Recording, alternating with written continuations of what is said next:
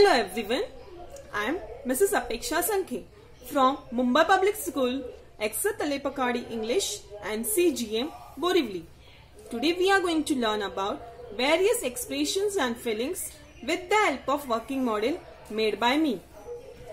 Children, look at this girl. How she is feeling? Observe her expressions. Yes, she is looking very happy. She is feeling very happy.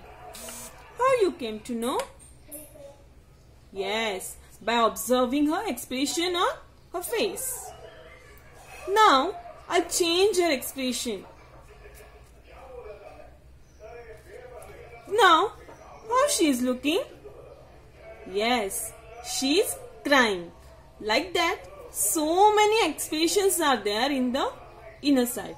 You have to observe it and tell me what are the expressions are there. The girl is looking sad. The girl is looking very angry.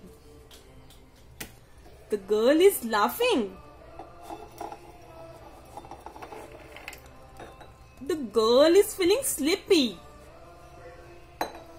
The girl is thinking.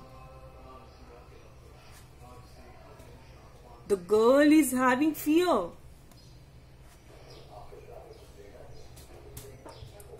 So children, we have learned so many expressions over here.